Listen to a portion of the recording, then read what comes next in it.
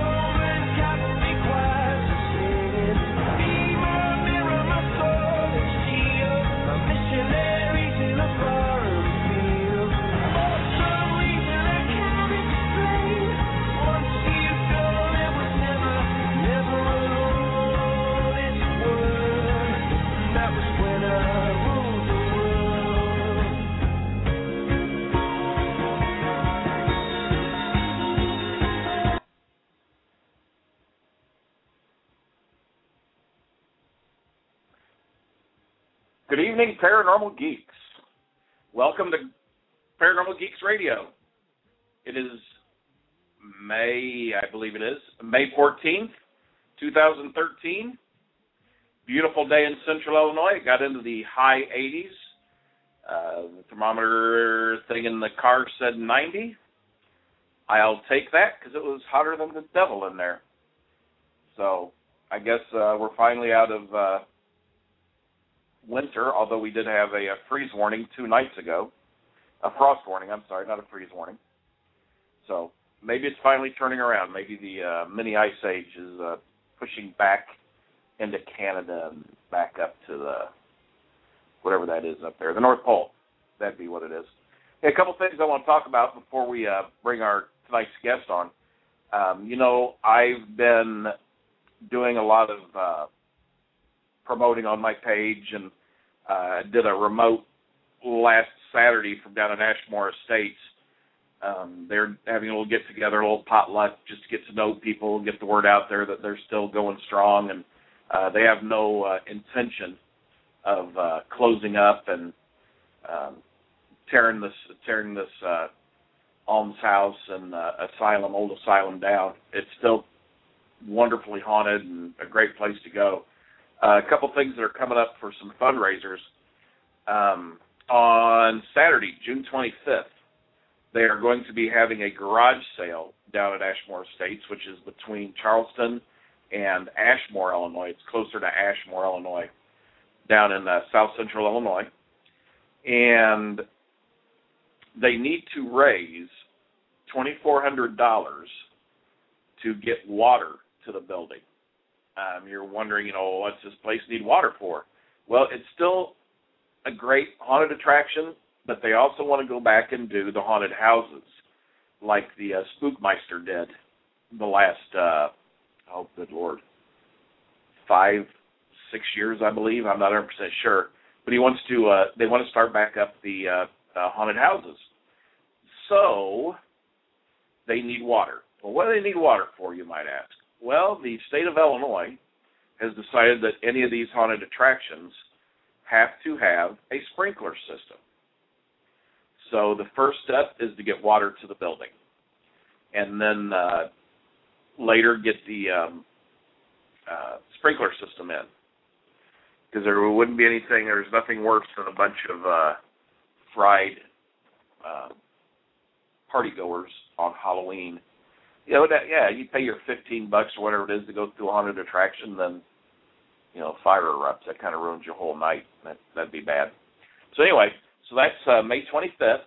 It is from 9 till 9 a.m. till 1 p.m. at Ashmore Estates. If you have anything that you would like to donate to this cause, you can get a hold of Michelle Baker. She's a friend on my page, on my Facebook page, or Ella. Ella, if you're listening, I am so sorry. I cannot remember your last name. I did this last week with someone else's name too. Anyway, she's also on my Facebook page, and there's only one Ella on my page, so chances are good that's going to be her. Get a hold of them and donate stuff. I got in the mood, and I had a 30-gallon Tupperware tub of old NASCAR collectible cars, the small 1/64 scale, I believe they are, and a handful of the 1/24 scale NASCAR cars. And this is going back 20 years easily. Got old cars like Ricky Rudd, Joe Nemechek, and a bunch of people you've never heard of before, like Jeff Gordon. I know that there's some old Earnhardt cars in there. His Earnhardt's pink car, that'll be donated. I believe these are going to be going up on eBay, so you might want to keep an eye on eBay for those if anybody's interested in them. So that's the first thing that has to do with the first fundraiser. And the second is on July 6th, Saturday, July 6th, a Jeep, bike, classic car, anything with wheels, cruise to raise funds to repair Ashmore Estates, like a poker run type deal. They're going to have bands there, food, all sorts of neat things. It would also be kind of neat, as if I haven't mentioned this, but you let people camp out there all night, maybe, I don't know. But I think that'd be a pretty cool idea. But I'm just trying to keep Ashmore alive. It's a beautiful, beautiful location. Right now it looks a little rough because it doesn't have a roof. And you can definitely tell it doesn't have a roof on it when it's raining. Did an investigation there 3 weeks ago, I believe it was, 2 or 3 weeks ago. No roof. A lot of rain. It was wet. But it was fun. It was a lot of fun. We'd love to go back and do it again. Go back and do it again a couple times. Well, let's move on. Done with all this advertising. One more thing. Tonight we are going to be giving away 2 tickets to Mid-South, and there will be 2 trivia questions. One is going to be a question about a past show, and one will be a trivia question about tonight's show. So put your thinking caps on, and I hope you guys wish you guys luck in winning one of these 2 tickets. Mid-South is August 2nd, 3rd, and 4th, I believe, in Louisville, Kentucky. I'm going to try my darndest to make it down there. Oh, by the way, after 7 months of looking, I finally found a job.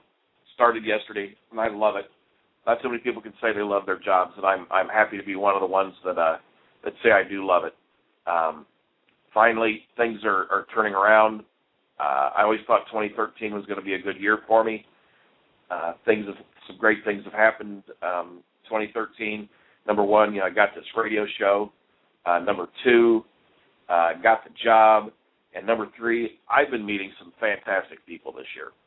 I met some fantastic people last year, and this year I've already met some fantastic people. So it's fun, and I'm glad finally that things are kind of turning around my way. Started doing Reiki classes, not taking the classes, but doing like Reiki healing and stuff, and I'm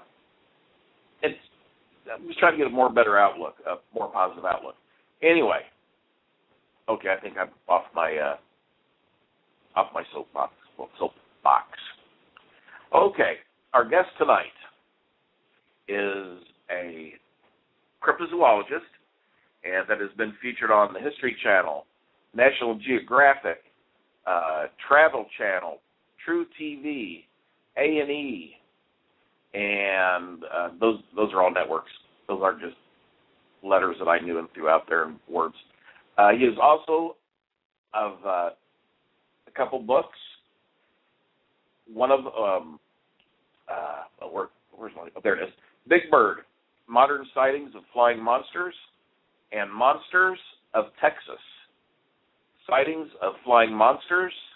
Oh, Big Bird: Modern Sightings of Flying Monsters, and Monsters of Texas. And without further ado, I'd like to get our guest on here tonight, and I would like to welcome Mr. Ken Gerhard. How are you tonight, Ken? Good evening, Jim. It's an honor to be here tonight on Paranormal Geeks Radio. Well, it's an honor to have you on this show. I've been looking forward to this show. I've been saying that a lot lately. I've been having a lot of good guests, but I was on another show on another network, and we were about ready to have you on when I had to leave that station or that show, and I was so upset because I wanted to have you on the show, but now I got it done. Now you're on. We did it. We're here. Yes, thanks for your persistence. I appreciate it. I have to apologize to your listeners. I'm a little bit congested this evening. I'm coming off a sinus infection, so I sound a little bit funny tonight. Okay. Well, we'll all try to live with that. We'll put that aside. Well, now Fair enough. Well, one thing I wanted to start out with, I came across something on the internet, so it's got to be probably true. I wonder if you've heard anything about a Bigfoot being shot in Pennsylvania today. No, I haven't heard that. That's breaking news, huh? Well, supposedly. Yes, it was supposed to be around Altoona, Pennsylvania, and I guess of course the jury's still out. Hopefully we're not going to have another Bigfoot in a box or something. But just thought I'd throw that out there. It might be something that you can look up. Let's see what it says. This is off of the Bigfoot Evidence webpage, blog page. You guys might want to check out the Somerset County State Police call log. I heard a call come over the scanner about a gobbler hunter, which I guess that's a turkey, shot a Bigfoot this morning, and they did find the body. This is no joke. Of course it's not a joke. None of them are jokes. That call was real. So we'll just have to wait and see. That would be remarkable, but you have to forgive my skepticism, Jim. Oh. There have been allegedly many Bigfoot shot this year already, and I haven't seen any of the bodies yet. So nothing, and probably not going to. Well, we'll see. I'm with you in your skepticism. I mean, it's too bad you have some people that keep pulling the same prank over and over and over again. If they got a Bigfoot, yeah, I have a Bigfoot, and people fall for it for so long, and then. Yeah, well, think about it, Jim. I mean, Bigfoot has become such a popular culture icon. I mean, you have highly successful shows like Finding Bigfoot. You have all these websites and YouTube videos, commercials. Bigfoot is definitely a huge part of our modern culture. And there are, unfortunately, people out there, as we know in the world, who simply want to get attention. That's a very common and a very basal human emotion, to look at me. So, people are obviously going to use Bigfoot as a vehicle in different ways to further their own cause, publicize different things, and so forth. So, you got to take the good with the bad. The good is that I'm glad that so many people are aware of Bigfoot as an entity, and that people are talking about Bigfoot around the coffee machine at work. So I think that's a good thing. Yeah, it is. And with what I'm a paranormal investigator, but I'm trying to branch out into everything paranormal. I just not only hunt ghosts.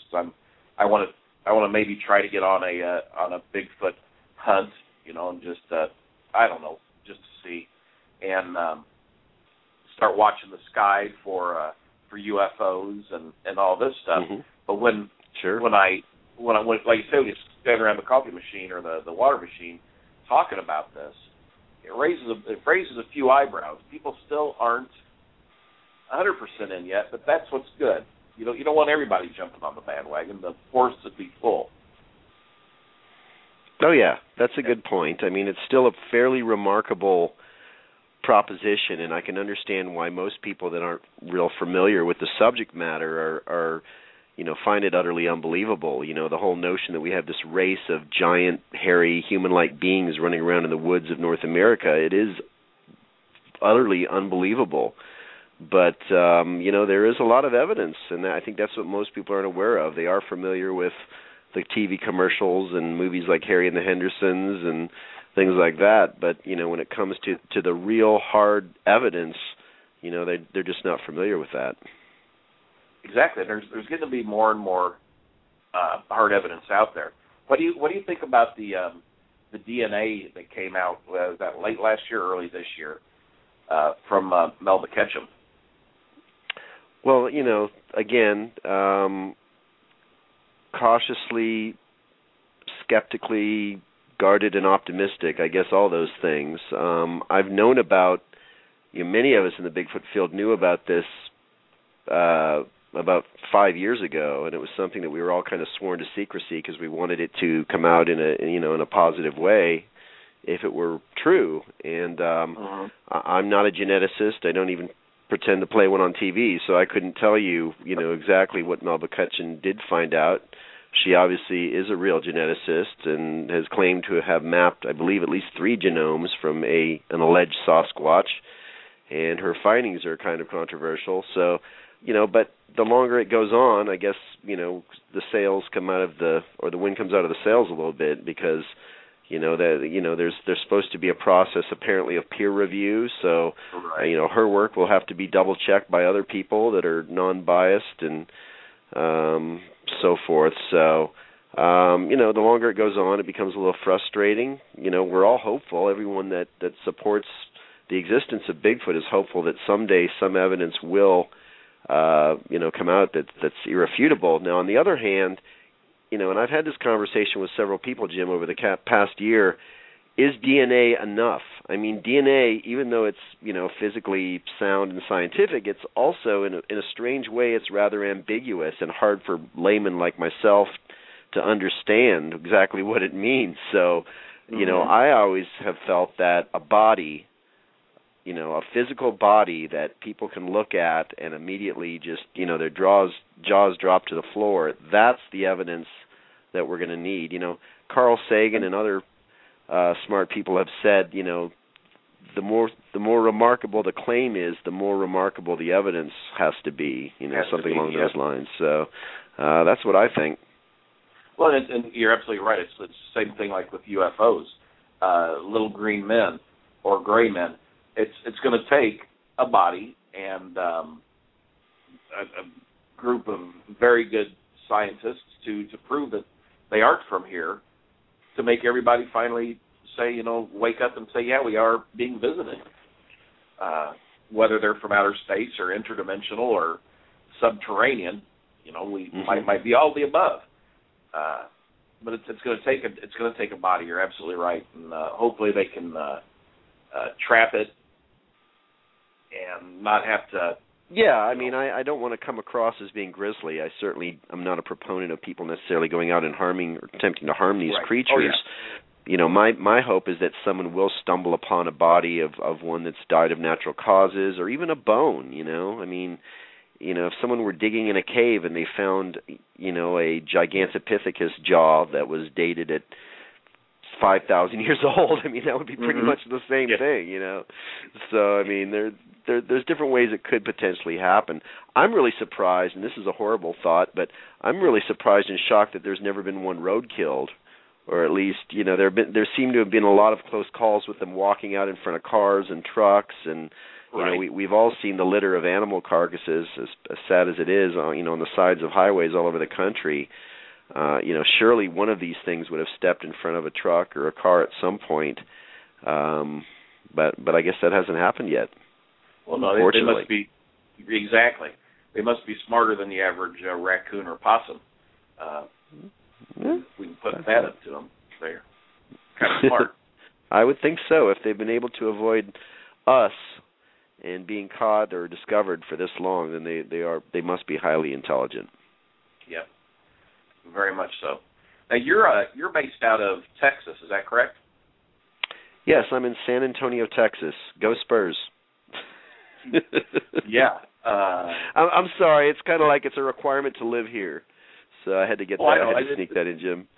Well, it's the same way if you live in Illinois and you live up in Chicago. It's go Bulls, or the Bears. So yeah, I understand. Well, we don't have any other sports teams in San Antonio though. There's no baseball or football or anything. It's basketball and that's it. So that's why it's.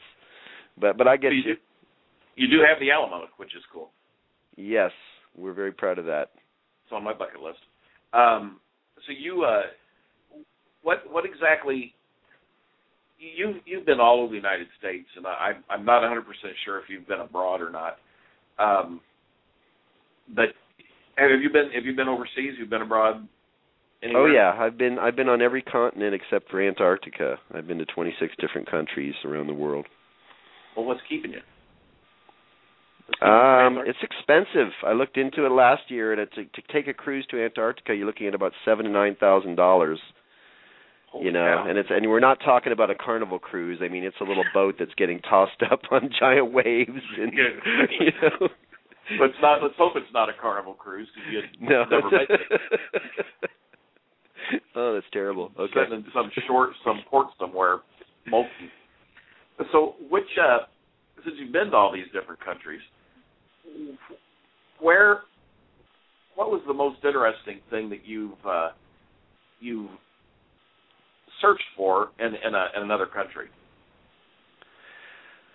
Ooh, gosh. Define interesting. It's also interesting. I mean, I guess, any of your listeners who caught me on a show called The Real Wolfman know that I was running around southern France looking for a 200-year-old werewolf. That was pretty interesting to me. Yeah.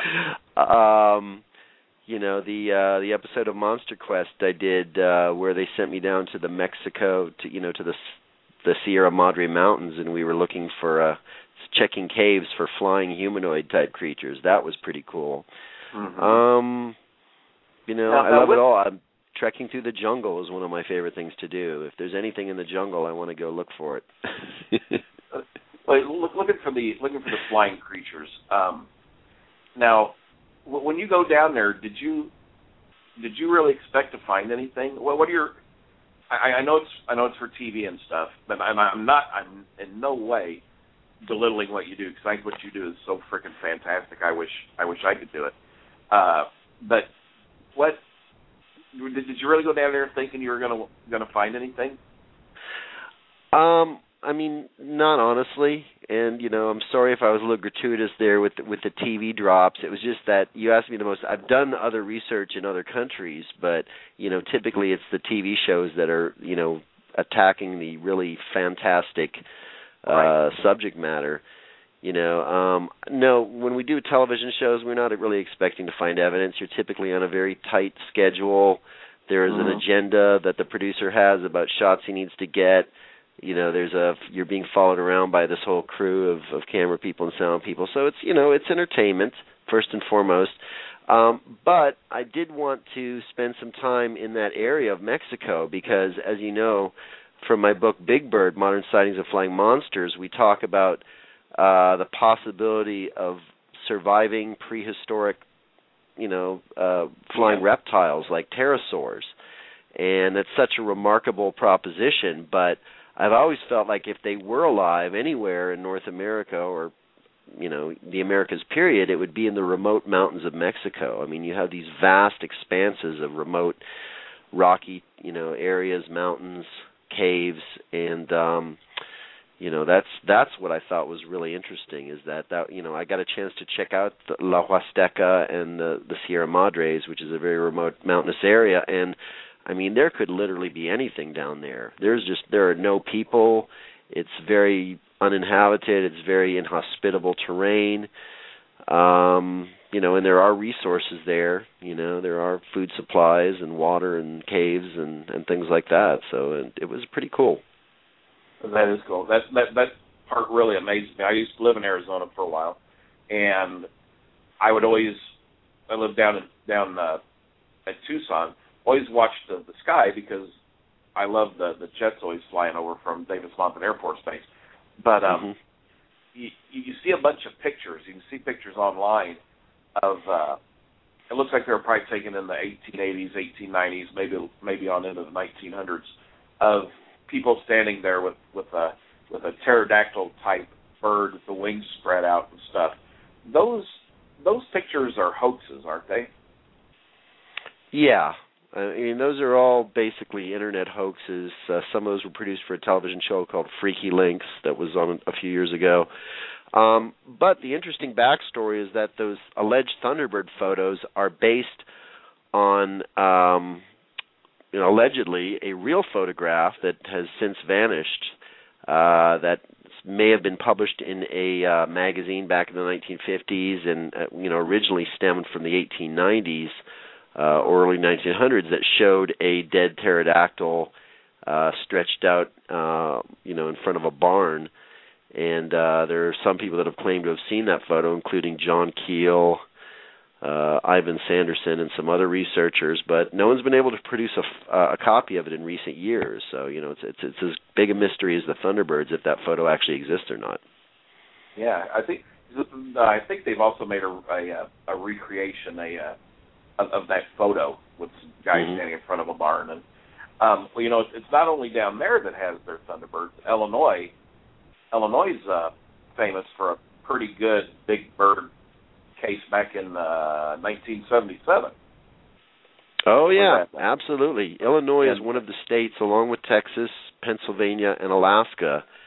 Those four states seem to have the highest concentration of Thunderbirds. But you're right.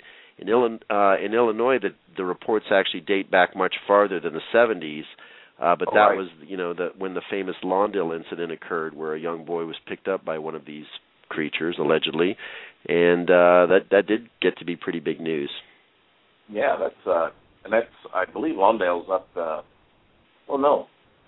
think it's down around Springfield. I think it's right in the Illinois. center. I know that. I've never been there, but I know it's right in the middle, and it's kind of in a very remote or rural area. Yeah, but this kid, I mean, even now, I've seen. I think it's a YouTube video of an interview with him, and he's of course older. This was in 1977. He still swears up and down that it happened. I believe there were a couple other kids with him. One, the mother. Well, yeah, there were other eyewitnesses. The mother saw it. Some other neighbors and children saw these two birds swoop down. They picked up this young boy, Marlon Lowe, who I believe only weighed about 60 pounds at the time. He was very, very small, diminutive, and carried him for, at least a few feet off the ground while he was fighting and punching, and he finally managed to break free from these giant birds. And, of course, wildlife officials tried to explain them, as being an encounter with turkey vultures, which is laughable because turkey vultures are not able to grasp prey. They have feet like chicken, basically. Down, they're scavengers. So, I mean, if it was anything, it must have been a very large eagle. But according to the witnesses, including Marlon, these birds did not look like eagles. They looked like condors, and they had a wingspan, possibly as wide as 15 feet across. Right. If it was a condor, they're not. They wouldn't here. They're way outside their territory, aren't they? Yeah, that would not be a terrain where you'd expect to see something like a condor at all. And again, I know condors can, pick up some small animals like rabbits, but the notion of a condor picking up something that weighs 65 pounds is fairly hard to believe. But yes, it's still a very interesting case. It is very much so. I hate it when I do this. I had a long day today. No worries, Jim. What made you start? How did you get interested in cryptozoology? Well, I was interested in cryptozoology when I was about 8 years old. Like most young boys, I was fascinated with monsters, loved monster movies, and also loved animals, and spent a lot of time in the outdoors. So, cryptozoology was kind of the marriage of those two things, legendary monsters meets, real animals and science, theoretically. So I remember watching my first television show about Bigfoot when I was 8 years old, and I was just completely enthralled. And within a year or two, I was at the Minnesota State Fair, and I saw something called the Minnesota Iceman, which was like supposedly a dead Bigfoot frozen in a block of ice. And then things just kept happening through the course of my life. I lived up along a small lake in Minnesota is where I grew up, and I used to imagine that I saw, a hump rise out of the water one time in the lake, even though I knew that was impossible. Maybe that was my imagination at that age, And then when I was 15 years old, my father and I, took a vacation in Loch Ness in Scotland, and we went fishing up there, and I spent about a week, looking into the mystery then. So it's just something I've been interested in pretty much my whole life. Well, you mentioned the Minnesota Iceman. That ended up on eBay, didn't it? The body they're trying to sell it on eBay. That's true. It was on eBay recently. Now, to get behind the mystery of that, the thing about the Minnesota Iceman is apparently the body of this thing that was being shown around at different carnivals and sideshows was examined by the father of cryptozoology, Bernard Heuvelmans, back in 1968. And he spent 3 days examining it through this block of ice, and he came away convinced that it was real, that it was flesh and blood, that it was some type of Neanderthal man or early hominid type of creature. And right around that same time, it got a lot of media attention, and the FBI apparently took an interest because it was very human-like, and it had been shot. That's what it looked like. It had been shot dead. And so shortly after that, the body disappeared for a period of a couple of months, and then it resurfaced. And the second Minnesota Iceman was obviously a latex dummy. I mean, that's the one that I saw in the 70s, and probably most people saw. But so the mystery is, where is the original Iceman, if there was such a thing? But the latex version was on eBay recently. That's true. Okay. Well, maybe the Minnesota Iceman is in the Smithsonian with all the giant skeletons that got dug up in the late 1800s and disappeared. I never know. Yeah, it's a cool mystery. It is. It's one of those out there that's going to be there for a while. Now, along with we talk about Thunderbirds, we talk about Bigfoot and stuff, and you just mentioned going to Loch Ness. I know it was just a fishing trip, but with your mindset, you had to have one eye on your line, on the other eye out on the loch, looking for a hump, didn't you? Well, I mean, I said fishing trip. That's really where my dad wanted to go. He wasn't really interested in the monster, but I did actually spend several days talking to the locals, camping alongside the lake with my little movie camera, hoping to see something. Yeah, and what do you think about that? What do you think about the Loch Ness monster? I think there's something there, but I think probably have to drink some water here. I'm getting a little hoarse. That's okay. That's fine. Live radio, folks. What can we do? Exactly. Goodness. I think that the Loch Ness monster is a case of composite identity, meaning that you have several things going on. I think there has been a lot of mass hysteria. I think there have been a lot of hoaxes. I think that's kind of added to the mystery or kind of muddied the waters, so to speak. But I think there was something legitimate to the Loch Ness monster in terms of a large, out-of-place or very strange animal. Now, one conservative theory that a lot of cryptozoologists support is the existence of a giant eel. Excuse me. And by giant, I mean maybe 15 feet long, which is a pretty darn big eel. There are eels in the lake already, and it's not that inconceivable that an eel could get that big. And certainly if it came to the surface, it would really freak people out. There have also been some reports of marine visiting animals in the lake, specifically whales, very small whales, right, and also seals. And, Loch Ness is connected to the ocean by a series of canals and rivers. So it is also possible, I think, that maybe at some point seals or whales or other sea animals that were very large got into the lake, and people, called it a monster. So I think the longer that time goes on, the less likely it is that you have a population of plesiosaurs or giant prehistoric marine animals living in Loch Ness. But who knows? Anything's possible. The lake is very deep. It's about 800 feet deep. It's very dark, cavernous. There are a lot of fish in the lake, salmon and so forth. So it could be possible, I suppose. You see a bunch of you see a couple. I go from a bunch to a couple shows on Discovery Channel or whatever, and they talk about the search for Loch Ness, and a lot of them seem to start off right off the bat with it being a negative thing, which they right out of the blocks they start talking about. There's no way there could be enough food to supply one of these huge animals. That there's just not enough. But from what I thought I heard is that, like you said, there are a lot of game fish in there. There's a lot of good-sized fish in there. Yeah, well, I mean, I guess, maybe I'm not knowledgeable in the field of marine biology to speak to this appropriately, but there are a lot of fish, from what I heard and saw in the lake. But to support the population of, a herd of giant marine reptiles, maybe not adequate for that.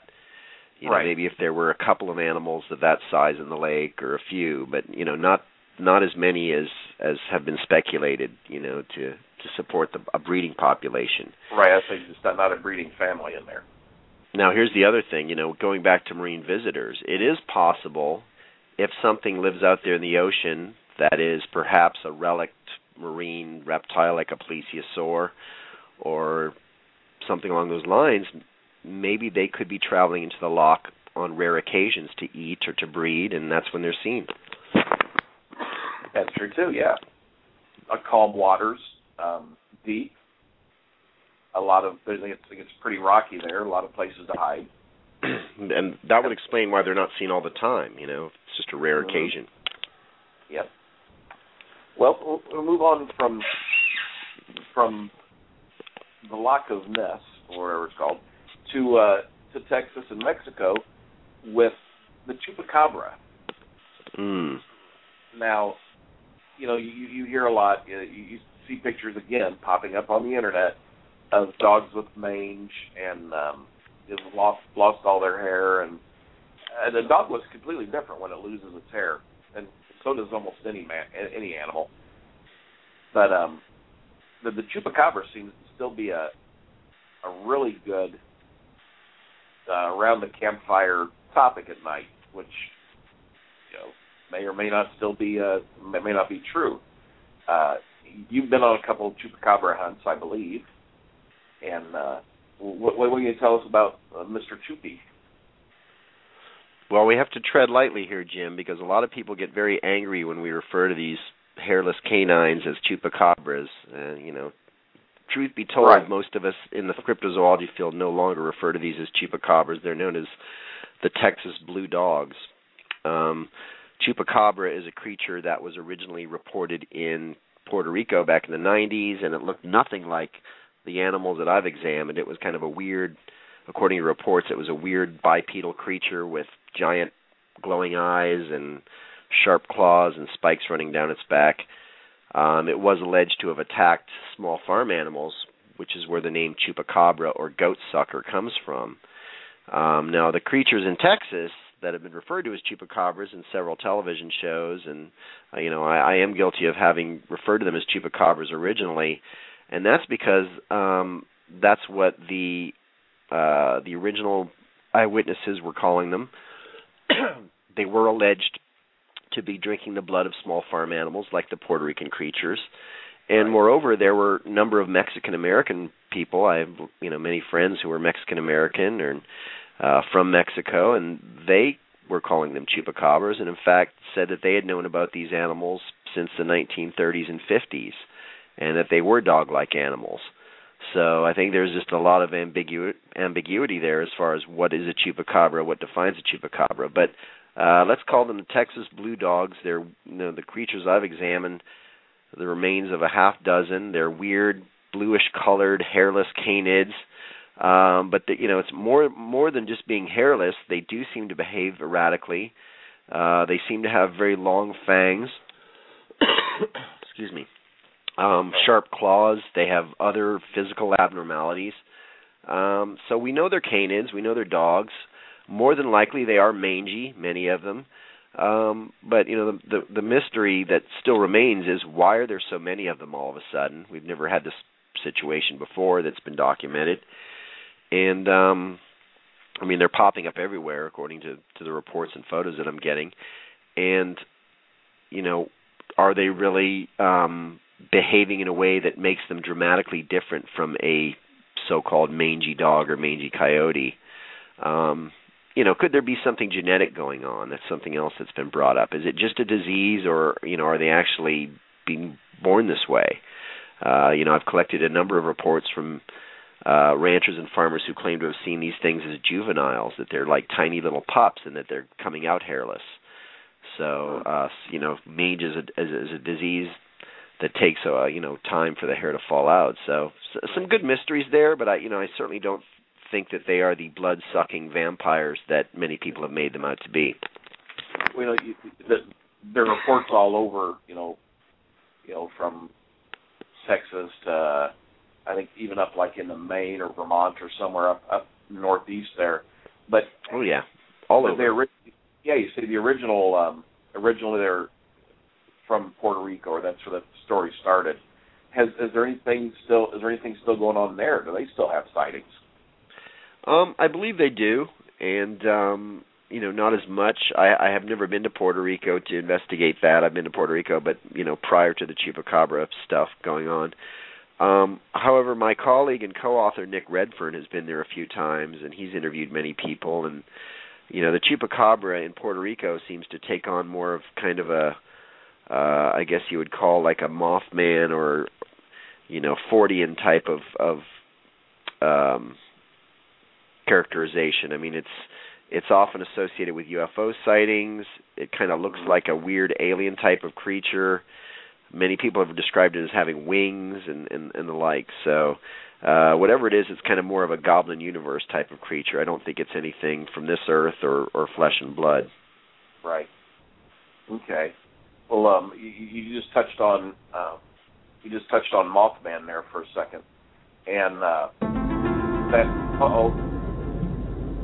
X-Files. Okay, what this means is we are going to give away the first ticket for Mid-South.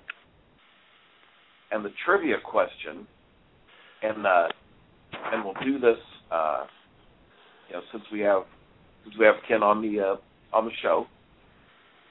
Ken, the first person to call in with one of the titles of one of the two books that Ken has authored, the first person who comes up here on my screen, and with one of the two, you will be the winner. Isn't this exciting, Ken? This is exciting. Somebody's going to get to go. And I'm going to be at Mid-South too, so whoever wins the ticket, come out and hang with me. We can do that. I'm hoping to be one of those that can get down there this year. And I imagine everybody's Googling your name right now, trying to be the first one. Nobody's popped up quite yet. But after we get this, we'll have like 15 minutes left with you, and would like to talk a little bit about Mothman, because he's more of a recent. I don't want to, maybe I should tell you the phone number to call in, but it should be there if you guys are on the chat. Area code 347-826-9996. 347-826-9996 to win your ticket to Mid-South. Come on, people. Free stuff. Yeah, you can't beat free stuff. It's a $50 bargain. It's for all the days there. It's a 3-day pass, and like I say, you get to see Ken, get your picture taken with him, and say you heard it. You want it here on Paranormal Geeks Radio, which will here we go. Okay. Area code 217. Who am I speaking with here tonight? Oh, my name's Michelle. Michelle! Yay, me! How are you tonight? I'm fantastic. How are you? I'm living the dream. A little tired, but I'm living the dream. So, Ken, this is Michelle Baker. I know her. She's a volunteer down at Ashmore Estates, this haunted location that we're trying to save because it lost its roof in a tornado in central Illinois in January. You can imagine that. Hi, Michelle. Okay. Hi. Do you have a question for Ken while you're here? You know what? I just tuned into the show, Jim. I don't have any questions yet. Okay, well, you suck. All right, no problem. I'm so sorry. Okay, what is one of the 2 books that Ken Gerhard has authored? Big Bird, Modern Sightings of Flying Monsters. Very good. I wish Yay. I had a ding, ding, ding, ding. That's why I wish I had a bell. I wish I had a better special effect. Get something. Cannon shot or something. Yeah, drum roll, trumpets, yes. something, yeah. Well, Michelle, if what I need for you to do, these tickets, actually it's not even, it's not a ticket. Your name is on a list, will be on a list at Mid-South, and you just tell them your name. They'll give you the ticket or the pass or however they do things down there, and you'll be good to go. You'll All be right, good to great. go. Thank you. Okay, now there's one thing I need you to do. What's that? And that is, I need for you to email your name, of course. It's going to be on the email, but your phone number to. I'll just get with you later instead of putting this out. But I need for you to send that to me send it to me at paranormalgeeksradio@gmail.com. Okay, I went ahead and did it. Okay. paranormalgeeksradio@gmail.com, and just your name and phone number. And okay. Those are all going into a folder, and then I'll just forward that folder to Keith H. All righty. So, congratulations. Congratulations, Michelle. Thanks, Vic. And we're gonna be on. He's going to be on for another 10 minutes or so. So if you think of a question, call in. I know you love to call in, or I make you call in. So you make me. Yeah. Okay. Thank you. You have a good night, Michelle. You too. All right. Well, that was fun. Yep. Okay. Now we're gonna like I say jump over in the Mothman, and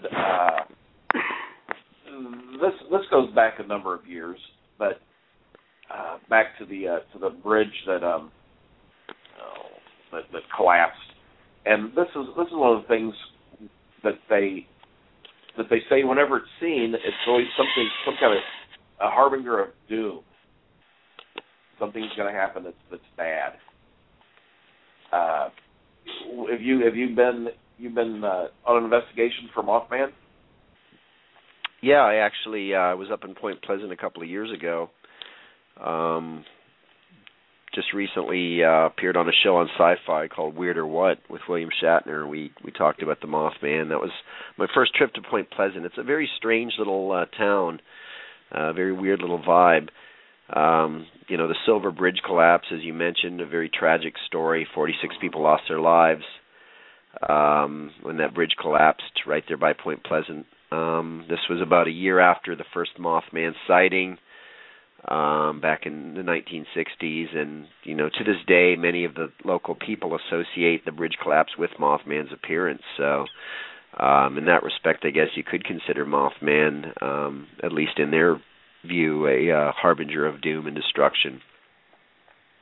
Not really traditional cryptozoology, though, Jim. I always have to point out that things like Chupacabra and Mothman, although cryptozoologists oftentimes do cover those subjects, they're not traditional cryptozoology in terms of probably not flesh and blood animals. I mean, not Right. like Bigfoot and the Loch Ness Monster, where you could actually have a real animal explaining the sightings. I mean, the descriptions of Mothman are just utterly bizarre, like something that stepped out of a science fiction movie. So.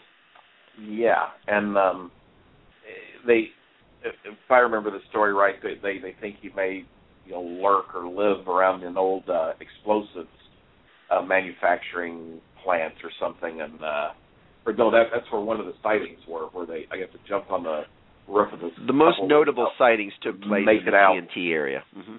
Yeah, they're out making out in the woods, and Mothman catches them and makes them run into town.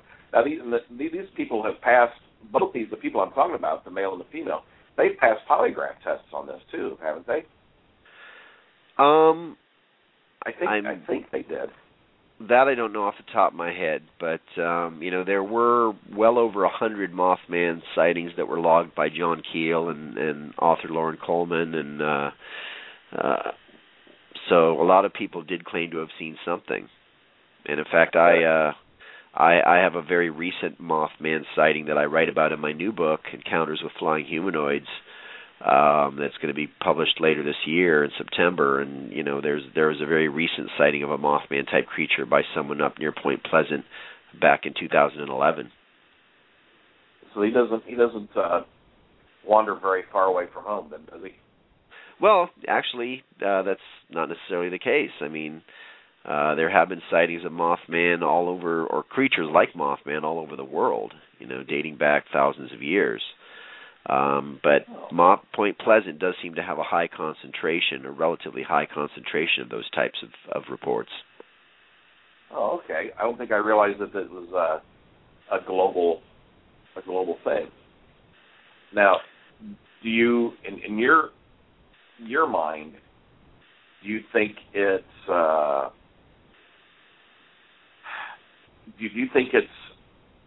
extraterrestrial, or do you think it's something that's like a missing big owl link or something?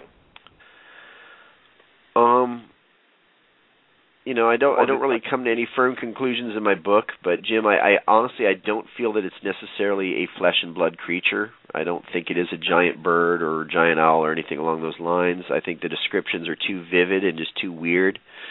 I know John Keel, the Mothman Prophecies author, felt that it was something.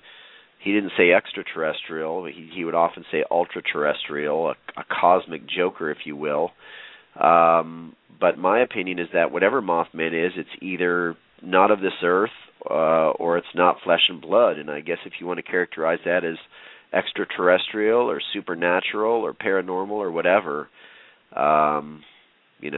it doesn't mean that it's not a physical manifestation of some sort, but right. I don't think that it evolved in a natural way on this planet. Right. I have to agree with you. And people the skeptics that say it was an owl that was real close to you. Come on. There are always these people that try to make you believe the unbelievable. It's kind of insulting, isn't it? And to many eyewitnesses that I've spoken to too, because when you talk about owls, you're talking about a bird that people see on a regular basis that stands 2 feet tall. Now, how could someone possibly mistake that for a 7-foot-tall man-like creature with giant red eyes that flies through the air at 100 miles an hour without flapping its wings? Exactly. It's just Exactly. Well, our time is just about up, and I want to have you on again because we've just kind of touched the tip of the iceberg. Get you back on when you're feeling a little bit better, or quite a bit better. Yeah, I appreciate everyone bearing with me. I know I've been coughing and sneezing a lot here, but I've been doing my best. Now, how can people find out more about you? Well, they can check out my Facebook fan page. If you go to Facebook and type in Ken Gerhard Cryptozoologist, I encourage anyone to like my fan page, and I do put up different postings about my research and events and photographs and so forth. I do have a website that's being built right now. It's going to be kengerhard.com, and it is under construction, but the process has begun. So hopefully before the end of the year, people will be able to look me up on my website. Okay. And I want to apologize to you right now for mispronouncing your name about 15 times tonight. I didn't realize there was more of an A in it. It was just like not Ger. So I want to apologize. Oh, no worries, Jim. Actually, a lot of people struggle with that. I've had that issue a lot. It's not the easiest name to pronounce, but no offense taken. Okay, well that's cool. Because when I meet you down at Mid-South, I will call you by the correct name. Okay, sounds good. I promise. Well, thank you very, very much for being on the show tonight. It's been a pleasure, and I hope sometime I can get you back here in the next couple months. Oh, yeah, I'd love to come back on, and thanks for having me, for being such a gracious host, and also thanks to your many listeners that tuned in this evening, and to all you folks in the chat room. I really appreciate it. Yeah, it was a fun evening. And like I said, I've been looking forward to this, and I'm sorry it's over already, but we'll do it again. All right, well, you have a good night, Ken, and God bless you, and you have a great one. All right, you too, brother. Take care, everyone. All right.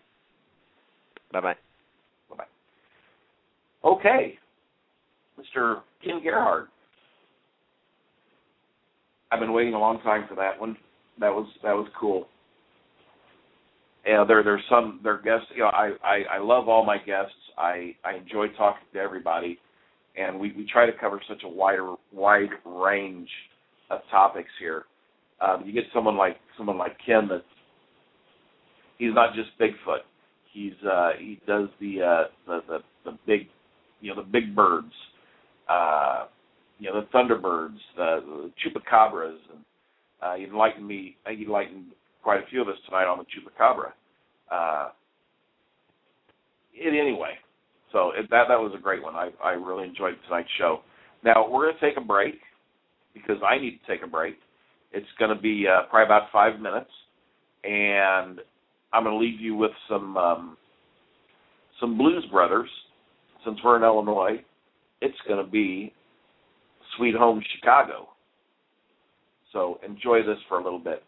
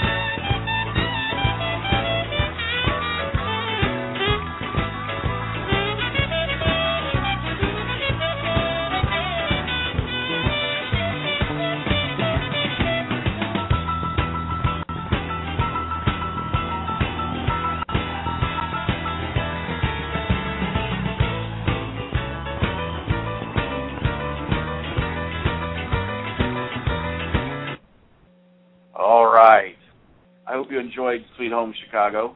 One of my favorite movies of all time, Blues Brothers. But that was maybe one of my favorite songs in there. I also loved when Aretha Franklin did You Better Think. Better Think About What You're Doing to Me with, I can't remember who they are. Matt Guitar Murphy? No, that's who it was. Anyway, good old show. And great car chases and Illinois State Police cars ending up in a mall chasing each other. Boy, you just can't beat that humor at all. Okay, part 2 of our show tonight is a blogger, an author, an investigator of the paranormal, of Bigfoot. I'm sure that if she had a chance to go hunt thunderbirds, she would in a heartbeat. Lives in Arizona, so she might have a chance. And the namesake of paranormal, one of the namesakes of Paranormal Geeks, my second half guest tonight is Miss Sharon Day. How are you doing tonight, Sharon? I'm doing okay. All right. Hey, good first half of the show there, wasn't it? It was wonderful. Ken is so well spoken, and I really like his attitude. I mean, he's intelligent and logical and has a healthy amount of skepticism, but he's got like that little kid in the background that's going, oh, gee, can't wait to go see it. Maybe it's there. Exactly. So, perfect combo. Perfect. Yep. You can tell he started at a young age to keep this going. It's fantastic. Oh, and, yeah. Well liked by all. I mean, when I put on when I put up on Facebook or anything that he's going to be my guest, I have 3 or 4 people. He's a delightful person. You'll love him. He's great. He's a fantastic guy. Mm-hmm. Well liked, and I really do. Now I can get down there to Mid-South and be able to meet him. Oh yeah. But I was figuring out my schedule. I have every other weekend off. Mid-South falls on one of my work weekends. So I'm gonna have to do some begging or buy somebody dinner to switch. Here's what you got to do, Jim. Here's your mission, Jim. Should you accept it? Okay. You must get a photo of yourself. Okay, because I love to do dares. You must get a photo of yourself wearing his hat. Ooh, I don't know if you'd give that up.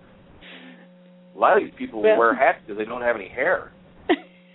I don't know if he's one or not, but I guess a good windstorm would tell you. Yeah, or have someone come up and just knock it off their head. Yeah, and then run. Yeah, I would love to see. Oh, I would like, but you have to do that. You have to have that special look on your face. You got to look really tough. Scout. Oh, I can't do that. I'm not a tough guy. You're not very good at dares. Look, I'm a tomboy. Okay. I take the dares. You got to take it. Okay, You're a dude. I'll do it. I'll wear a hat also, and we'll just swap hats. Okay. Yeah, real fast exchange. Yes. Yes, exactly. Okay, okay, I will do that. Mm-hmm. Yep. He was wonderful. I really hope you have him back. He was great. What a font of knowledge. I mean, just lots of stuff. Yes, very much so. Very much so. And like I said, I've been waiting to have him on the show for a long time. Well, as soon as I got things going with Paranormal Geeks, I got him, but this is the earliest I can get him scheduled was in May. Yeah. I just so many guests. Well, like they always say, the good ones are always taken. So yeah. Yes. Yes, exactly. And he as a single woman, I can verify that. Yeah. As a single guy, I think I can. Well, never mind. I can verify it also. You're the exception. You're the exception to the rule. You Am are. I? Yeah. We both are. We're both alone because we're too good for anyone, right? Exactly. Screw them. Damn them. Oh, man.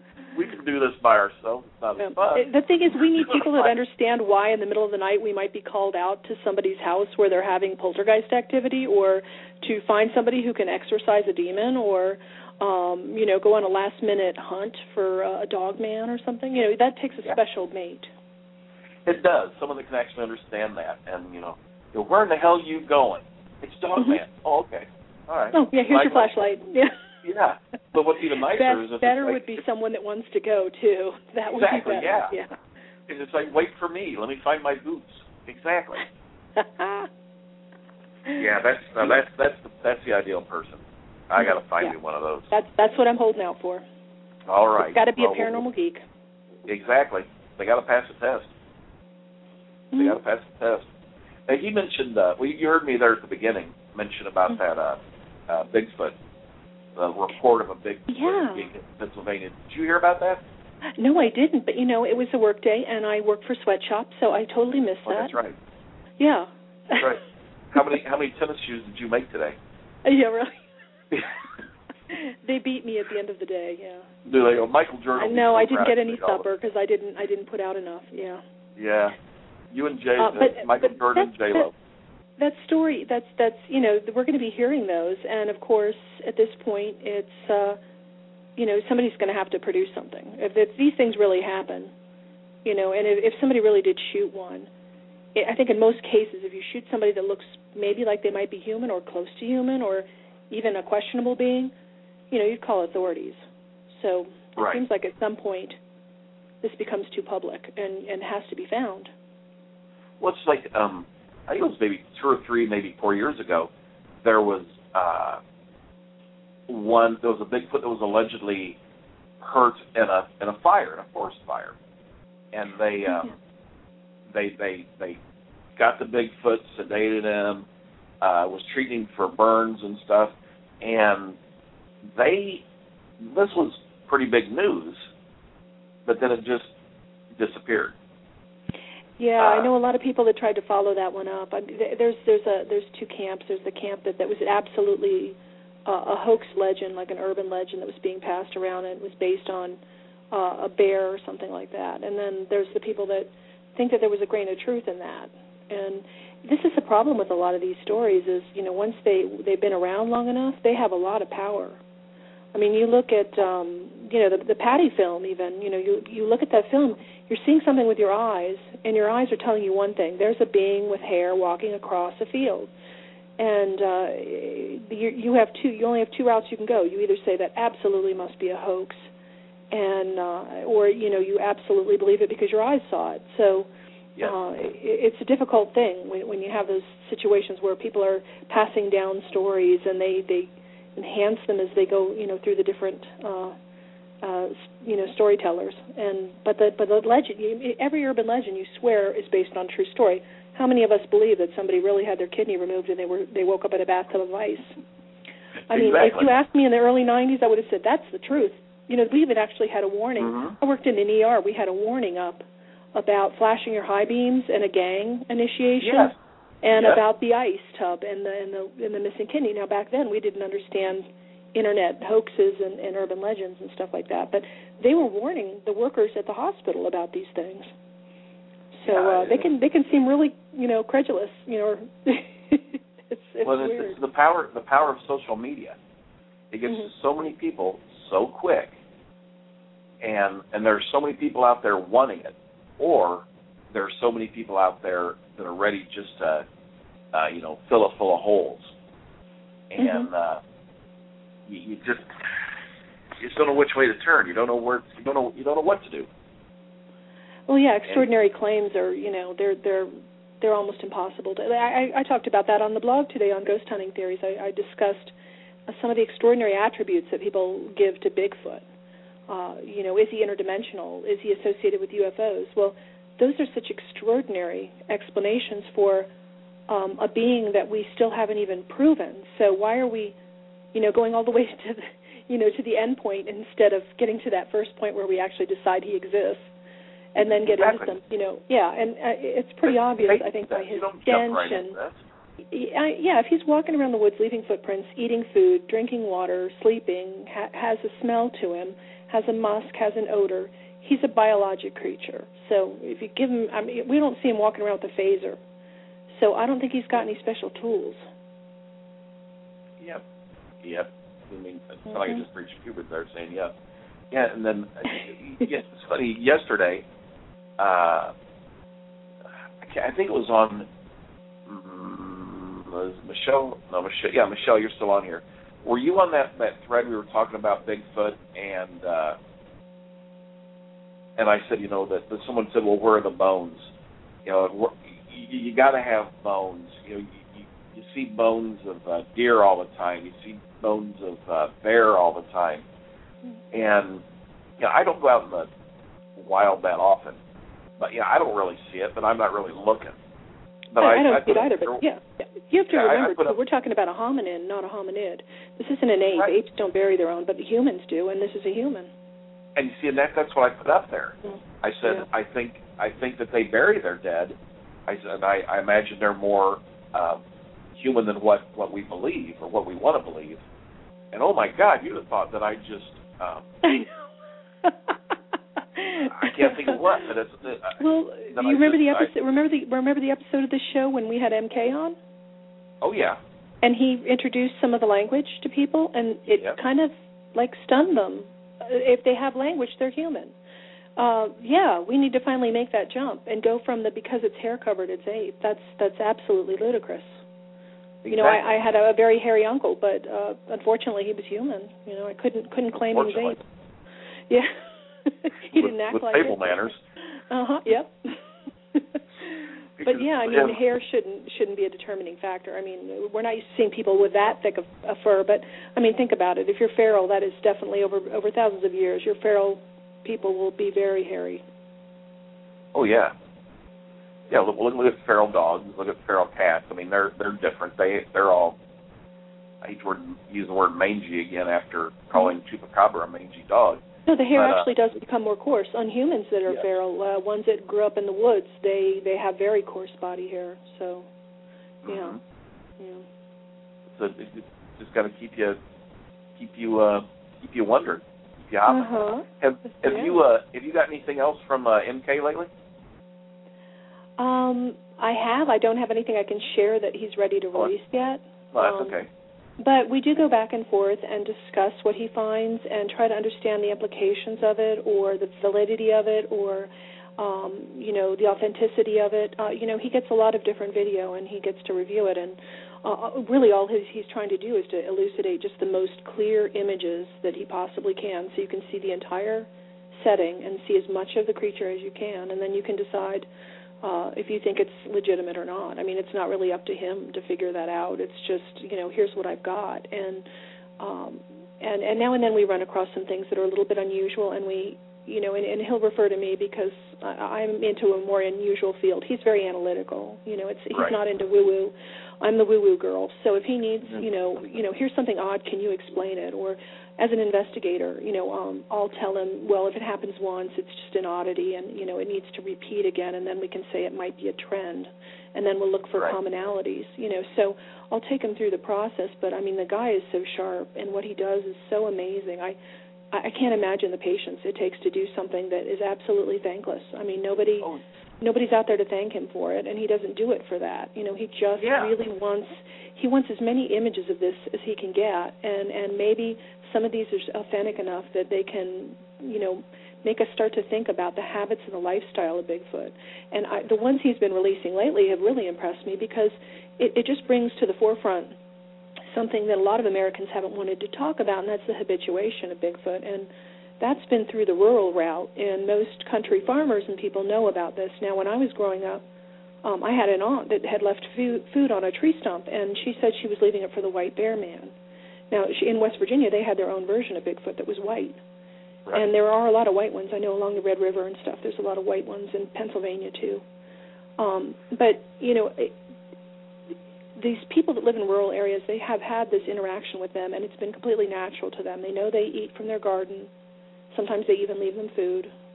Sometimes Bigfoot will leave them little offerings. And a lot of times you'll see, they'll leave things like medicine wheels or rock stacks, stick shapes, shapes using sticks or rocks and different things. All kinds of interesting offerings, feathers and stuff. Right. So there's a little bit of interaction there. I mean, they're very incredibly shy and they're very scared. But I think they do get comfortable in farm situations where they know the only people that live there and they watch them. And one thing we've come to know, and I'll be revealing a lot about that on my blog on Thursday, about the language of Bigfoot, but we know that they are excellent mimickers of languages and animals. Amazing, just amazing to listen to them parrot. And they will work on English inflections, so that they can say the word dog and try to make it sound like, somebody, an English-speaking person saying it. They work on it. You can hear them practicing their vocalizations when they're alone and it's nighttime and they're all by themselves. They'll sit there and they will just jabber and practice the different vowels and the different sounds. And you can hear other languages. They use bits and pieces of languages. And, if you think about it, for a nomadic people that don't really have a center, if you grew up in a neighborhood, you not only have an English language, but you have a dialect from your neighborhood. Exactly. These people are migratory. They're all over the place, and there's very few of them. I really don't think there's as many as people like to claim. They seem incredibly lonely, and their language is very lonely. But they borrow words and intonations, and then they also have these other words that I can't correlate with any language. And I'm sure they pass that on from one to another, and then when they mate, maybe in a clan further away, they bring their own words with them. Right. But, you get a farmer coming outside, and he's calling, for his cattle, and he's like, hey, hey. And, Bigfoot's hearing that. They're assuming cows mean hay. So now they've just adopted a new word. So it's really interesting to listen to their process. Well, we talked a little bit last week about some of the language and some of the words that pop up over and over again. But it's probably the same clan that the video is coming from. Are you able to talk about some of the language you think that some of this is? Can you, or is that?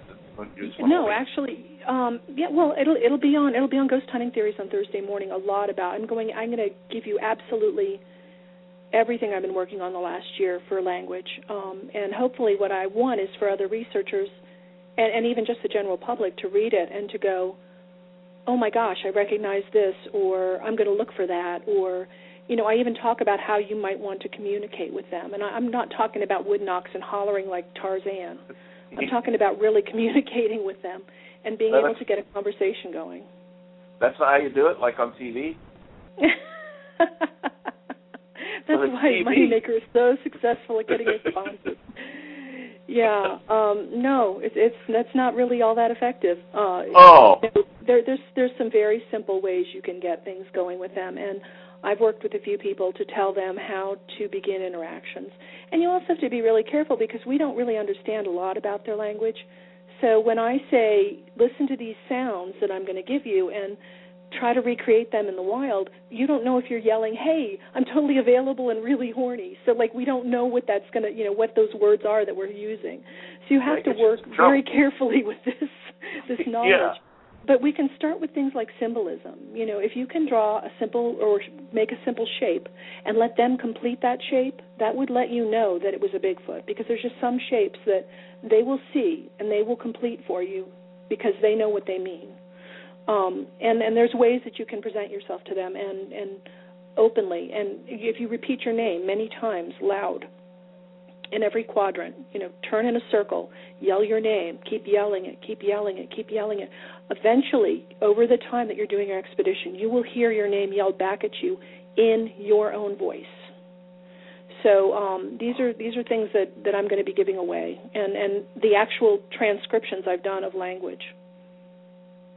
Now, I'm a transcriptionist for a living. That's that sweatshop job. And so I have to be 99% or better at being incredibly accurate with every foreign accent there is. If I can do somebody just off the boat from China, I can easily do Bigfoot. So, yeah. Yes, no doubt. Or from India or wherever. But I still have these vocalizations still on the computer or on the board here. Can you mind if we play the Creek Talker, the Nashoba? Nashoba? Yeah.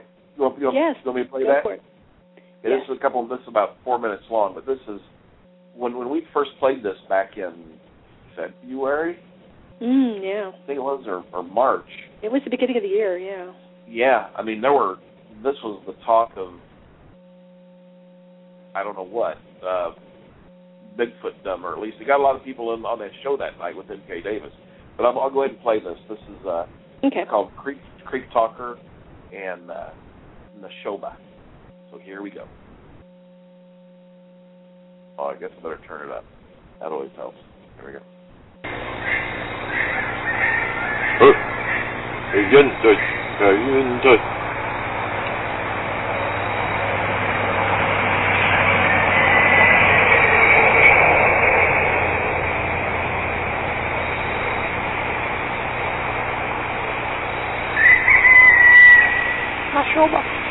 Nashoba.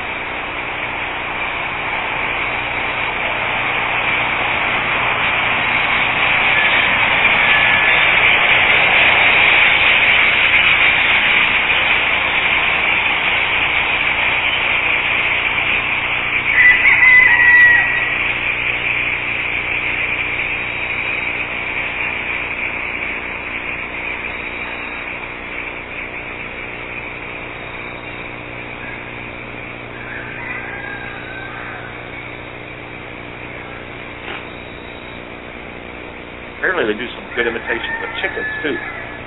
Yes.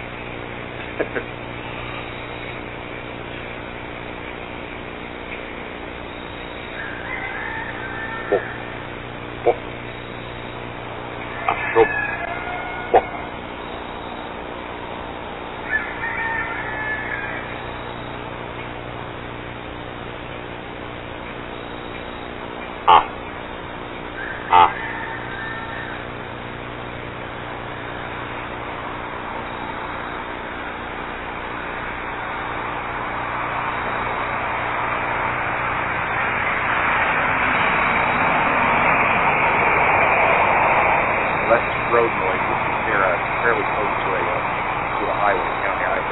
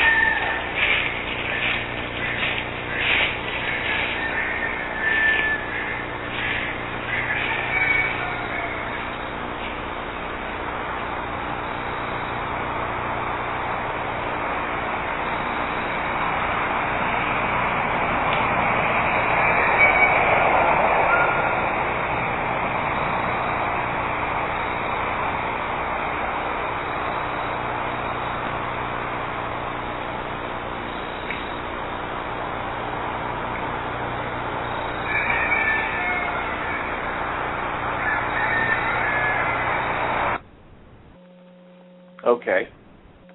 So you get to hear quite a bit there. I'd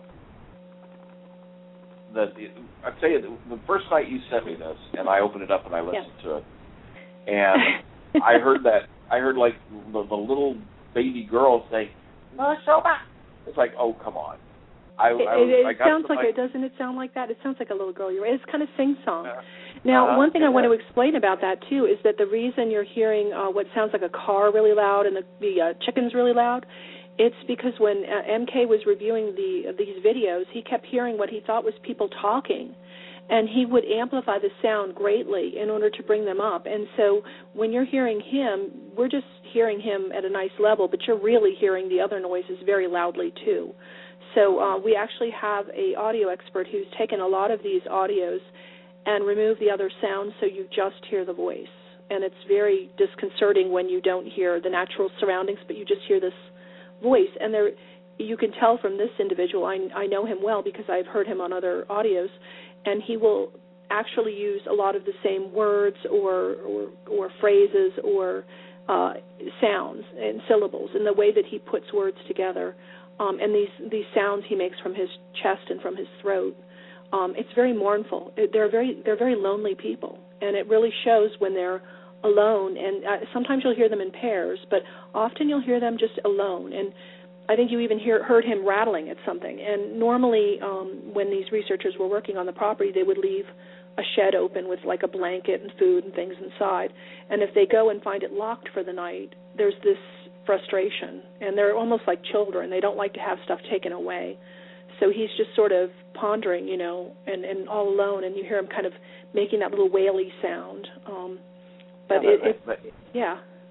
So that guttural, it's like, woe is me, Yeah, and sometimes they'll bark back and forth with the dogs, and other times they'll actually mock the dogs, like, woof, and like it's like they're sassing at them, and they almost seem bored or lonely. Yeah. Well, you have to be bored or lonely if you're talking to a dog. Well, what am I saying? I talk to my cat all the time.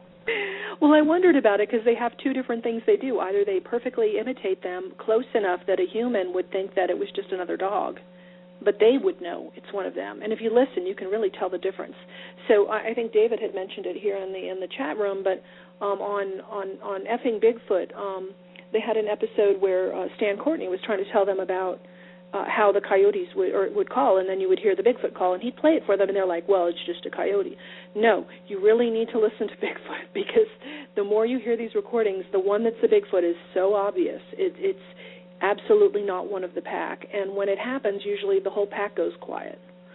So these people are not crazy for saying that they're imitating animals. They're incredible at imitating everything. Well, why do you think that they took that stance? That no, they don't imitate.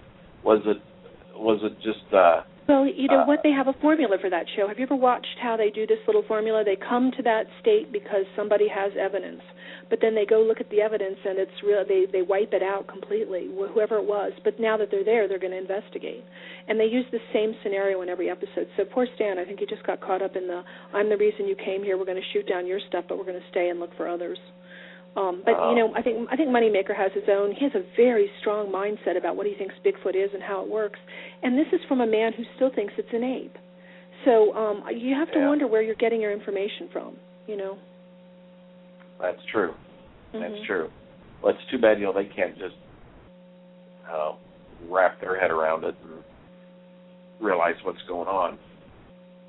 Yeah, I think about why the government even hasn't wanted to admit about Bigfoot, and they certainly know about Bigfoot. There's no way they can't. Some of their best workers, their rangers and stuff, have all run into them. But, our dilemma becomes this. We've got a being that obviously is a hominin, not a hominid, and, so it's not the ape family, it's the human family, but... it's not like Native Americans where they've lived in communities and they have organized, religion and all these things that make them a true race of people. We've got these feral beings. We don't know what their mental capacity is. We don't know. You can't assimilate them into society. Can you see a Bigfoot walking down the street carrying a purse or wearing, like talking on a cell phone? I don't see it happening. So what do we do with them? We can't have reservations for Bigfoot, can we? I mean, can the government even handle that? No. And how much intervention do you have with the people you can't even communicate with? And we can't put them into Indian schools like we did with the natives. That was tragic. They lost all their culture. So we have, this is. I think we need to look to Norway and Sweden and Finland and look at what they did with the Laplander Samis. The Sami people were assimilated and they were stripped of all of their history, and many of them have no idea what their culture is. And it's a shame for nomadic people. I mean, my grandmother was a nomadic Sami, milking reindeer up in the Arctic Circle. all of that's gone. And we would do that to these people if we tried to, put them into places or put them in. Can you imagine putting them in a national park and people wanting to, oh, honey, let's pack the kids into the station wagon and go to the park and see the Bigfoots. Yeah. There's no place for them. So we just have to keep pretending they're not there. Yeah, keep your hands inside the car. Don't roll down your windows. Don't feed them. Don't feed the Squatch. Although I heard they like bacon. Oh, well. Bobo says they do. Everybody likes bacon. Heck yeah. Even vegans. I do admit on my meat day of the week I do eat bacon. That's true. Okay, good. Yeah, I knew you should admit to it. Yeah, if you're going to have meat only one time a week, you got to make it count, and bacon's the only meat that really makes it count. Exactly. Bologna or bacon? Which, bologna, no. It's got to be bacon. Yeah, exactly. We learned that at a young age. Oh, man, now you're making me crave a fried bologna sandwich. My mom used to make the best. I know. We used to, every once in a while. I know bologna's bad for you, so I haven't had it in years or months. Hasn't been that long. But yeah, you put three little slices in it, and you put it in the little fry up, and bubbles up in the middle, and you poke a hole in it, and it still stays up. My mom would always cut the edges so that it wouldn't bubble up into a dome, so it would stay flat. Yeah. Oh, is that what you do? You get that hard ridge off the edge? You cut a little notch into the three edges of it, and then it keeps it from becoming a dome, a bubble. Oh. Well, yeah, it looks like a Maltese cross, or almost a Maltese cross. This is Paranormal Geeks Food Radio. Thank you. Yes. The recipe will be up a little bit later. Well, you know what? We need to discuss Julie and I's expedition. Yes, we do. You guys are going on a nice little road trip here in 2-3 weeks? Yeah, in just a few weeks. Yeah, I can't wait. Oh my gosh. I know, you've got to be excited. Yeah. My co-author Julie Ferguson and I, we wrote Paranormal Geeks. We're actually going to be doing a second Paranormal Geeks book, and this trip is actually going to help us to write that one. It's going to be the Paranormal Geeks Field Guide, and that's going to take you from just being into paranormal stuff to here's your experiments, here's your groups, here's your ways to go out, here's how to do experiments, here's the field, here's what you study, this is what you do. We want people to become more active as paranormal geeks, to actually, instead of just wondering about stuff, go investigate it. And we're also going to do a follow-up book on our abandoned places, abandoned memories. It's going to be an Appalachian version where we're going to go to abandoned sites in Appalachia, and we're going to West Virginia and western Pennsylvania. And Julie will be extensively photographing these gorgeous abandoned places, and I will be doing a psychic read from each place to bring to life a event that happened there in the past and the people that were there. So, and our first book we did was a desert edition, and that was I think that's probably our most popular book so far. And we really wanted to do one with a completely different place, and Appalachia is about as different from the Southwest as you can get. Yeah. Oh, yeah, it is. All the stories, wherever you could tell. Oh my gosh, yeah, it's just going to be gorgeous. And I mean, the way that nature takes over abandoned places in the West is one way. It bleaches them out and dries them up and exposes them to sun and heat. But when you go, back into the Appalachia, you're talking about vines and trees growing into stuff and moss and lichens and, moist and moldy, and it's a whole different set of circumstances. We have a whole bunch of paranormal stuff planned. We're gonna hit Point Pleasant. We want to find out more about Mothman. We're going to go to Moundsville Prison to check out some ghosties, and Moundsville, the Mounds, because we're interested in the ancient giant skeletons. Mm-hmm. We're going to Gettysburg. We're going to do some photography in Pittsburgh we're going to even go to the cemetery where Night of the Living Dead came from. We're going to do some Bigfooting. We've got a lot of stuff planned. Holy cow. I know. And we also plan to live tweet. We're going to live tweet, live Facebook, and live blog the trip as we go along. And I'm hoping at some point to be able to put up a picture and say, here's where I am, give me a dare, and then photograph myself doing whatever the dare was. So roadside dares. We'll have to, we've talked a little bit about this, but while you're gone, we ought to do this. We ought to do this pretty quick. Set up a date that we'll do a show. We'll do a live show, and from somewhere where you guys are at, like Gettysburg or something. Like maybe just like a 30-minute we're show. Actually, we're going to go out that night at Gettysburg on the battlefield. Maybe when we're in Morgantown, because that's going to be quiet there. I think the only thing we're doing there is we're going to go, because I'm a geek, I wanted to go see Barney Fife. What the heck? What's his name? It's like escaping me. The guy that played Barney Fife. Oh, Don Knotts. Duh. It's been one of those days. I want to go. He has a star on the ground in Morgantown because it's his hometown. So I have to go downtown. I got to see the star. I got to take a picture of it because he's like one of my favorite geek crushes.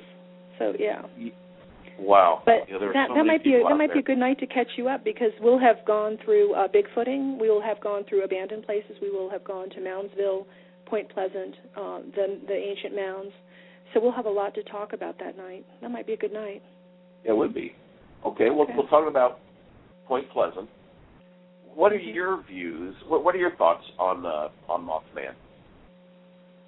Well, I have a lot of people in West Virginia, and they all grew up believing it, absolutely. And, there's stories of, I have a friend who saw it and so saw it. And every now and then, because I run ghost hunting theories, people will contact me and say, look, I had a sighting of Mothman, or my family did, and they'll tell me where. And, I try to keep account of these things because you never know if I'm going to be there. And luckily, we're actually going to be in Charleston, where there had been a sighting by an entire family not that long ago. So we're hoping to check that out. Have you been in contact with the family? I've been in contact with one of the family members, yeah. You think there's a chance there that you'd be able to have a little talk with them? Yeah, that's what I would really like to get that scheduled so that we can all be together and talk about it. Because I would like to go over, and I'd also like to go over the area where it was seen. I just want to get kind of a sense of where Mothman is and why Mothman seems kind of to be site-specific. I mean, even though a lot of places have claimed to have seen him before, disasters, it seems like his heart is in West Virginia. So I want to know why. It's a beautiful country. I don't blame him. And I tell you, I've been going there. I'm 50, and I've been going there since I was a baby to see all my family up in the mountains. Not a thing has changed in 50 years, not one single thing. I think they got a Dairy Queen. That's about it. Yeah. So, he's got a great place to hide. Nobody's going to bother him there. West Virginia is a weird state. It's not one that you go through to go to another state. You have to actually intend to go to West Virginia because it's so mountainous that it's not a throughway. You'd either go past it through Maryland or you'll go the other way and you'll go through Kentucky or whatever, but you don't generally go through West Virginia. It's not a fast drive. It's a windy one. Yeah. Why? Yeah, that's why I fly into Roanoke because I tell you, I'm not flying into Charleston. I don't get on those little hoppy planes, and I don't do that. My biggest fear is flying and heights, but flying for a good reason because I have been through so many airline disaster premonition dreams that I know what it's like to go all the way down with the plane, and so I don't like flying at all. Yeah, I remember that. Uh-huh. Well, I love to fly. Yeah, I wish I could have that childlike exuberance. I've just gone down in them when they're in flames. I try to make sure I stay in the seat, keep it in an upright position. That's X-Files. Got Mulder and Scully. You know what this means, folks? It means we're giving away. Better turn that down. We'll be giving away a ticket to Mid-South, and again, you got to be kind of a fan of the show to win this.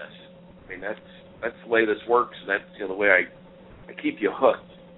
I don't know what I'm gonna do when I run out of tickets. I'm gonna have to give away crap. I got some socks here I'll give away or something.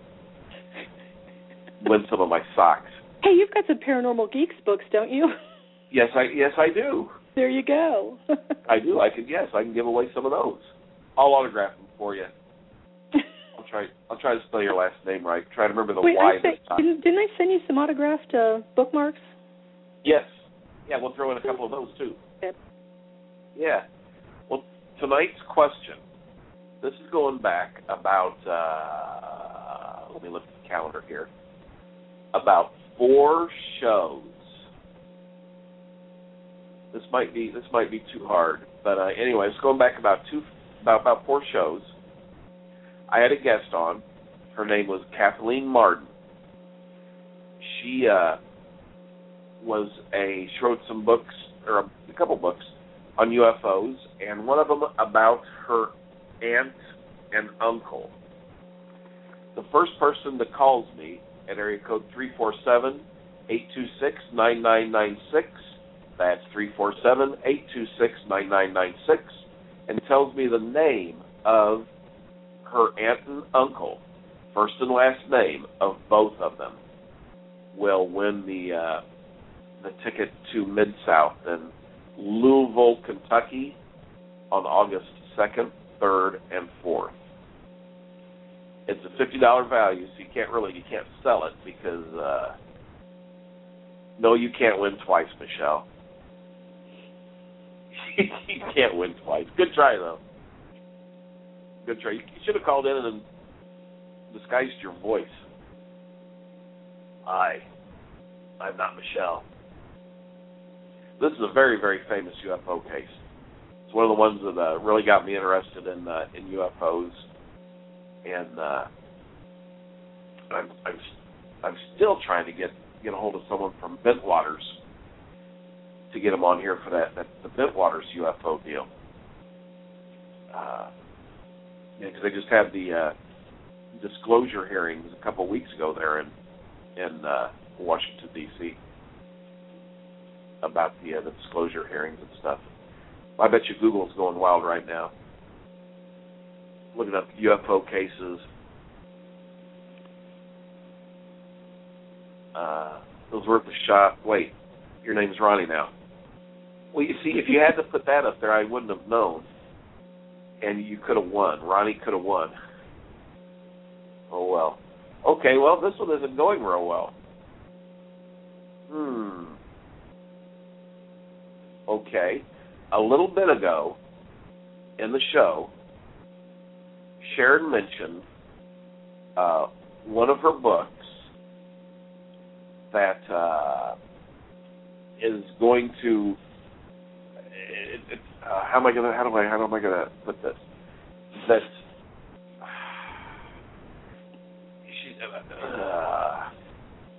you know where I'm have a new edition? trying to go with this with your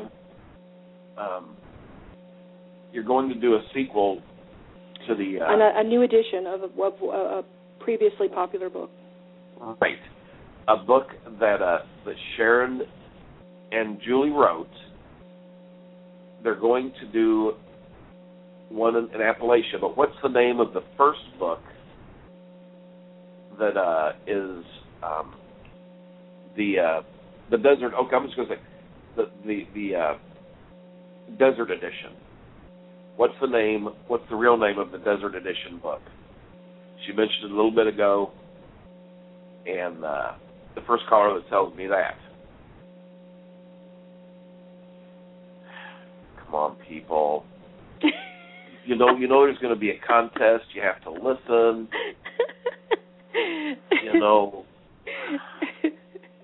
I'm really disappointed. This might be my last show. I just might quit. No, sweetie. Why don't you ask somebody to pronounce Ken's last name? Oh, okay. Yeah. Can I play? The first person that calls and tells me the correct enunciation of my last guest's name. Or, no, you know what? The state he grew up in. The state my last guest grew up in. Heck, I remember that.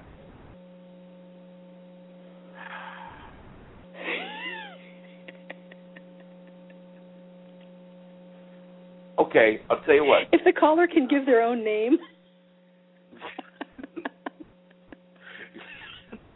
Call me with your date of birth. No. My God. Okay. Okay, I want to keep it here. Okay. I had a guest on, again, a couple weeks ago. She writes books about dogmen and dogman. What is her name? The first person. 347-826-9996.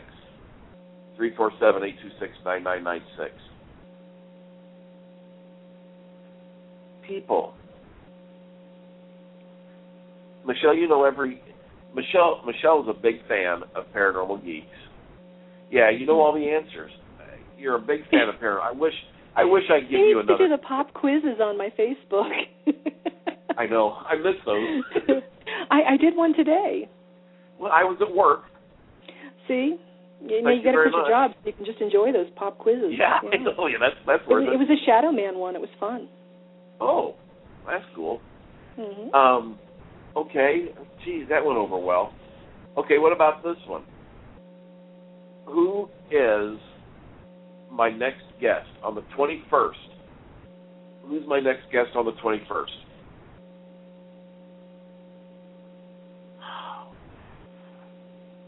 This is my last show. I want to make an announcement that apparently people just call in to use me to get tickets. So I don't like being used. This is my last show, and Sharon, you're going to find someone else to do this. You're irreplaceable. No, I can't take this humiliation. Well, thank you. No, this is a life sentence you must continue. Oh. We need all the Paranormal Geek we can get. Oh my God! What am I going to do? Why don't you just save that for another episode, unless somebody wants to call by the end of the show? Well, I guess we'll save this for another show. I'm trying to think of. Okay, we're gonna save this for another show. Guys, gonna have to listen. Listen to the show. You just can't be here and looking pretty on chat. You got to be listening. Well, I would go for the ticket, but I'm in Arizona. I don't think it's going to do me much good here. I do work for a sweatshop, so I can't get away. No, you wouldn't be able to get away anyway. Mm-hmm. So how are you getting this time off for your adventure? Oh, this was such a joy. I've worked there 18 years. I didn't even leave when my siblings died. And I said, my sister's in incredibly frail health, and I need to get back there. She's had a lot of close calls. And I told my boss that. I said, just look, I want 2 weeks off, no pay, just 2 weeks off. And it's a slow season, so you're not going to miss me. And she's like, well, no, you're a benefited employee. You need to go call Hartford, and you have to get a leave of absence. And I have to have the doctor fill out the leave of absence form that my sister's in bad condition.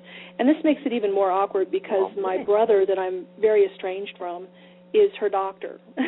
So I have to kind of, hey, I haven't talked to you in years because you're a jerk.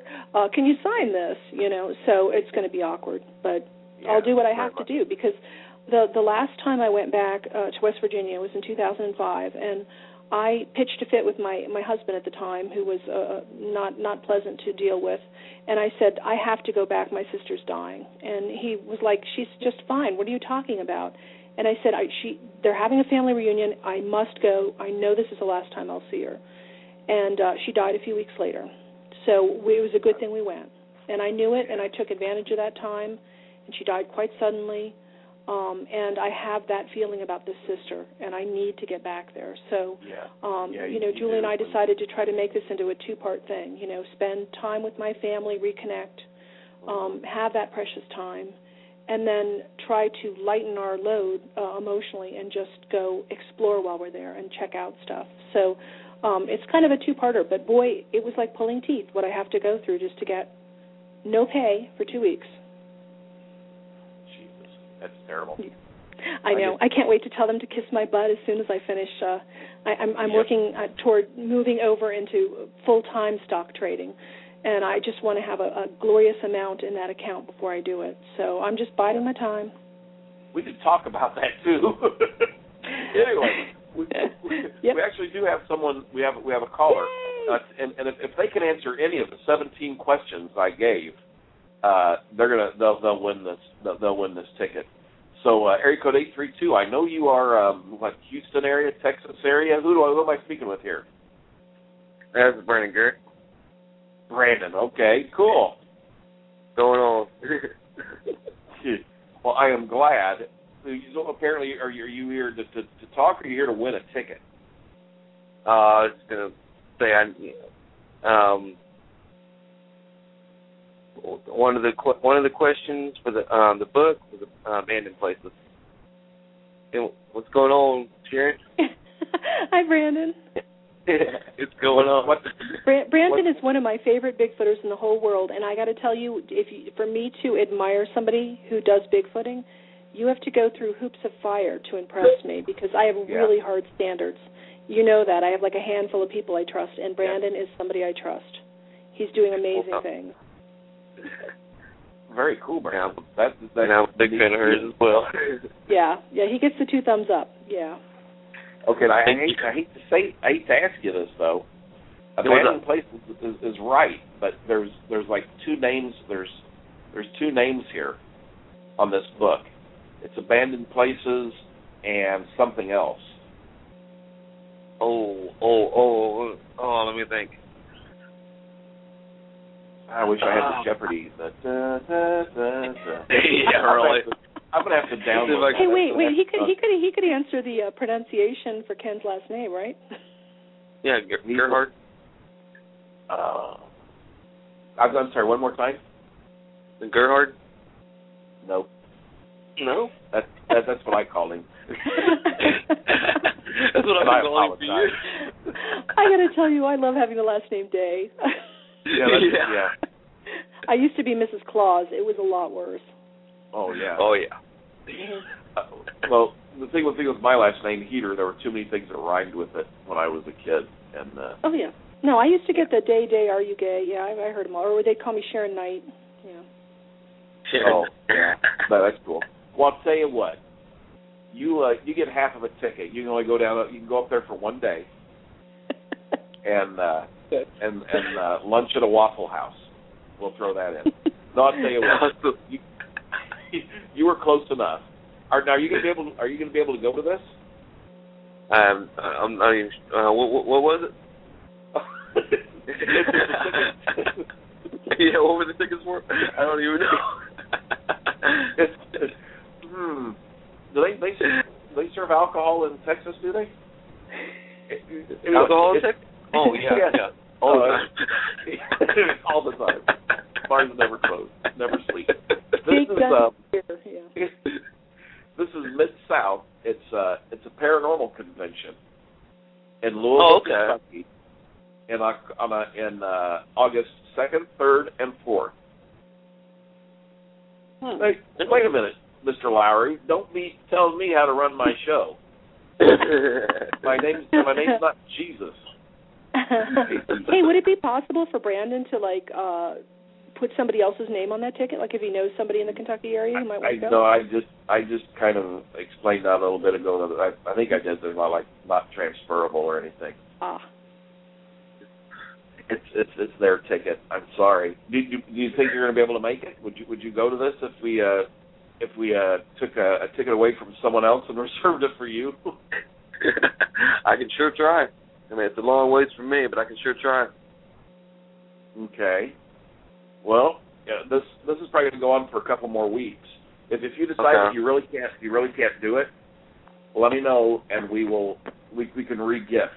We'll be like a Seinfeld. We'll re-gift. And that'll work. We'll re-gift in your name. We'll say that you donated it. That'll work. That might get you sainthood or something. Yeah, really, huh? Have your own statue in a Catholic church or somewhere. I don't know about that, but anyway.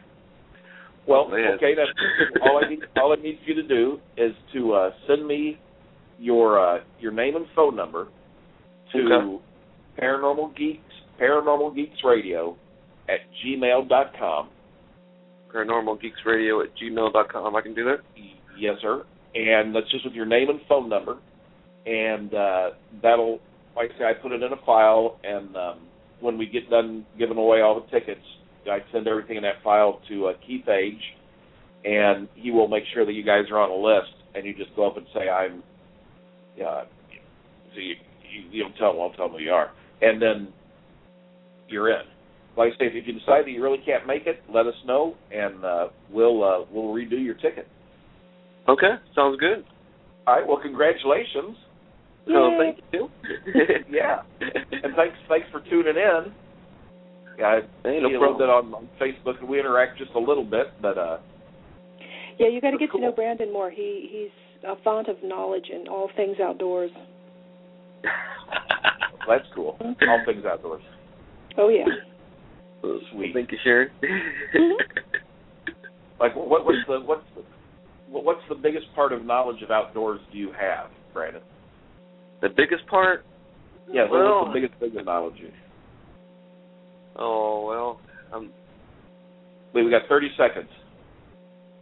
I'm kind of a survivalist and Bigfoot researcher. Okay. I know you didn't know there was going to be a test, so that's okay. Yeah, work. You got to work for your reward. You didn't get the I do.